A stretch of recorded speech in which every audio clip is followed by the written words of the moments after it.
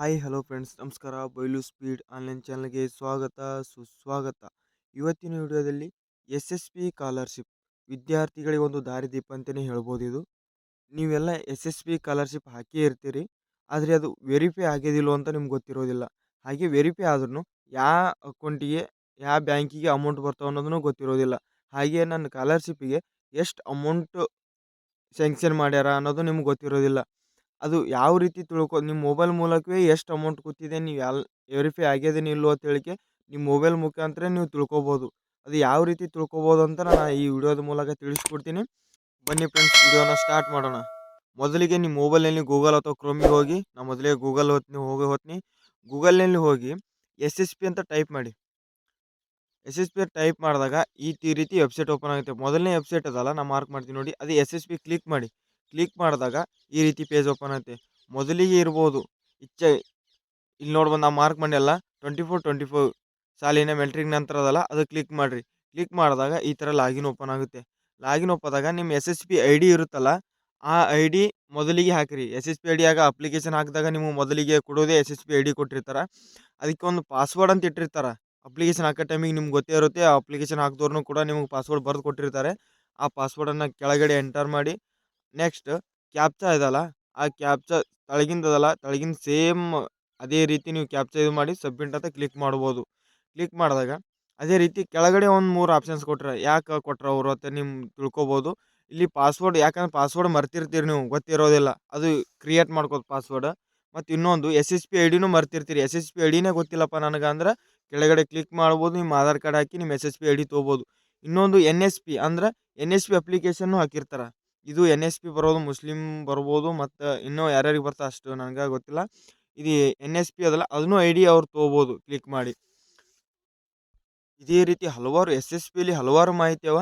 ಒಂದೇ ವಿಡಿಯೋದಲ್ಲಿ ಒಟ್ಟು ತಿಳಿಸೋದಾಗೋದಿಲ್ಲ. ಇನ್ನೊಂದು ವಿಡಿಯೋ ಮಾಡ್ತೀನಿ, ಅದರೊಳಗೆ ಎಲ್ಲ ಡೀಟೇಲ್ಸ್ ನಿಮ್ಗೆ ಹೇಳ್ತೀನಿ. ಮೊದಲಿಗೆ ವಿದ್ಯಾರ್ಥಿ ಲಾಗಿನ್ ಅದಲ್ಲ, ನೀವು ಅದನ್ನು ಎಂಟರ್ ಮಾಡ್ಕೊಳ್ಳಿ. ನೆಕ್ಸ್ಟ್ ಪಾಸ್ವರ್ಡ್ ಹಾಕ್ಕೊಳ್ಳಿ. ಪಾಸ್ವರ್ಡ್ ಮತ್ತು ಕರೆಕ್ಟ್ ಹಾಕ್ಕೊಳ್ಳಿ. ಹಾಕೋದ್ ಮೂಲಕ ನಾನು ನೋಡ್ಬೋದು ಈ ಸದ್ದ ವಿದ್ಯಾರ್ಥಿ ಲಾಗಿನ್ ನಾನು ಹಾಕೋತೀನಿ. ನೀವು ಕೂಡ ನಿಮ್ಮ ಮೊಬೈಲ್ನಲ್ಲಿ ಇದ್ರೆ ಹಾಕ್ಕೊಳ್ಳಿ, ಇಲ್ಲಾಂದ್ರೆ ಅಪ್ಲಿಕೇಶನ್ ಹಾಕಿರ್ತಾರೆ ಅದೊಂದು ತೆಗೆದು ಹಾಕ್ಕೊಳ್ಳಿ. ಪಾಸ್ವರ್ಡ್ ಹಾಕ್ಕೊಳ್ಳಿ, ಕ್ಯಾಪ್ಚಾ ಹಾಕೋರಿ. ನಾನು ಕ್ಯಾಪ್ಚಾ ಹಾಕ್ಕೊಳಕತ್ತೀನಿ. ಈಗ ಹಾಕೊಂಡು ನೋಡಿದ ಮೂಲಕ ಈ ರೀತಿ ಸಬ್ಮಿಟ್ ಮಾಡಿದ ಮೂಲಕ ಈ ರೀತಿ ಪೇಜ್ ಬರ್ತದೆ. ಮೊದಲಿಗೆ ಅದೆಲ್ಲ ಮಾರ್ಕ್ ಮಾಡಿದ್ದು ಅದು ಅಪ್ಲಿಕೇಶನ್ ಹಾಕೋದು. ನೆಕ್ಸ್ಟ್ ಬರೋದು ಅದು ಅಪ್ಲಿಕೇಶನ್ ಹಾಕಿದ್ದಂದ್ರೆ ಪ್ರಿಂಟ್ ತೊಗೋದು. ನೆಕ್ಸ್ಟ್ ಬರೋದು, ನೆಕ್ಸ್ಟ್ ನಮ್ದೇನು ಈ ಸದ್ದ ಸ್ಟೇಟಸ್ ಚೆಕ್ ಮಾಡ್ಬೇಕು. ಅಮೌಂಟ್ ಎಷ್ಟು ಕೂತಾವ, ವೆರಿಫೈ ಆಗ್ಯದಿಲ್ಲ ಅನ್ನೋದು ಚೆಕ್ ಮಾಡೋದು. ನೆಕ್ಸ್ಟ್ ಅದನ್ನ ಮಾರ್ಕ್ ಮಾಡಿಲ್ಲ, ಅದ್ರ ಮೇಲೆ ಕ್ಲಿಕ್ ಮಾಡಿ. ಕ್ಲಿಕ್ ಮಾಡಿದಾಗ ಈ ರೀತಿ ಪೇಜ್ ಓಪನ್ ಆಗ್ತದೆ. ಆದಾಗ ಮೊದಲಿಗೆ ಆಪ್ಷನ್ಸ್ ಅಲ್ಲ, ಅದು ಕ್ಲಿಕ್ ಮಾಡಿ. ಕ್ಲಿಕ್ ಮಾಡಿದಾಗ ಮೇಲ್ಗಡೆ ಸ್ವೈಪ್ ಮಾಡಿರಿ. ಯಾಕಂದ್ರೆ ನಾವು 2024-25 ಇದೆ ಈ ಸದ್ದ ನಮ್ಮದು. 20 ಕ್ಲಿಕ್ ಮಾಡಿದಾಗ ವೆರಿಫೈ ಅಂತ ಕ್ಲಿಕ್ ಮಾಡಿ.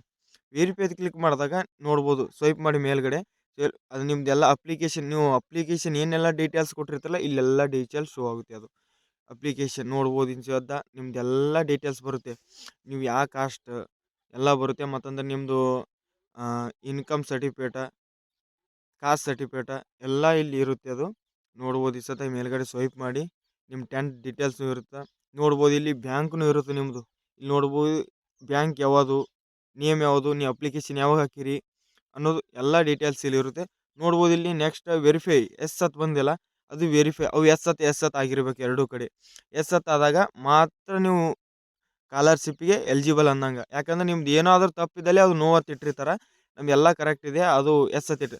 ಏನಾದರೂ ತಪ್ಪಾಗಿದ್ರೆ ನೀವು ಸಮಾಜ ಕಲ್ಯಾಣ ಇಲ್ಲ ಅಥವಾ ABCWD ಹೋಗಿ ಸಂಪರ್ಕಿಸಿ ಕೇಳ್ಬೋದು ಅವರಿಗೆ. ಎಸ್ ಸರ್, ಯಾಕೆ ಈ ಥರ ಆಗಿದೆ ನಮ್ಮದು ಅಂತ ಕೇಳಿದಾಗ ಅವ್ರು ಏನೆಲ್ಲ ಆಗಿದೆ ಅನ್ನೋದು ತಿಳಿಸ್ಕೊಡ್ತಾರೆ ನಿಮ್ಗೆ.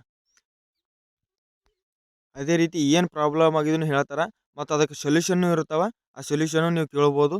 ನೋಡ್ಬೋದು ಕೆಳಗಡೆ ಅಮೌಂಟ್ ಇದ್ದಾವೆ, ನೋಡ್ಬೋದು ಅಲ್ಲಿ 13,316 ಅಂತೇಳಿ. ಇದೇ ರೀತಿ ನಮ್ದು ಎಮ್ ಎ ಇದೆ, ಎಮ್ ಎದವ್ರಿಗೆ ಇಷ್ಟು ಕೂತಾವೆ. ಮತ್ತೊಂದು ಡಿಗ್ರಿದವ್ರಿಗೆ ಬೇರೆ ಅಮೌಂಟ್ ಇರ್ತವೆ. ಹಿಂಗೆ ನಮ್ಮ ಫೀಸ್ ಕನ್ಸೆಷನ್ ಅಂತ ಹೇಳಿ ಅವನು ಇರ್ತಾವೆ ಅಮೌಂಟು.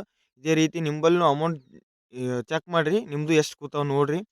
ನೋಡ್ಬೋದು, ನಾನು ಇಲ್ಲಿ ಎಲ್ಲ ಚೆಕ್ ಮಾಡ್ತೀನಿ. ಆದರೆ ಇದ್ರೊಳಗೆ 2 ಪೇಜ್ ಅವ, 2 ಪೇಜ್ ಅವ ನೋಡ್ಬೋದು. ಇಲ್ಲಿ ನಾನು ಜೂಮ್ ಮಾಡೋದಕ್ಕೆ ಒಂದು 2ನೇ ಪೇಜ್ ಓಪನ್ ಮಾಡ್ಕೋತೀನಿ. ಓಪನ್ ಮಾಡಿ ಇದು ಹೊಡೆದ ಮೂಲಕ ಈಗ ನೋಡ್ಬೋದು. ಈ ಸದ್ಯ 2ನೇ ಪೇಜ್ ಓಪನ್ ಆಯಿತು. ಲೆವೆಲ್ಗಳು ಇರ್ತಾವೆ ಇದ್ರೊಳಗೂ, 3rd ಲೆವೆಲ್, 4th ಲೆವೆಲ್ ಅಂತೇಳಿ.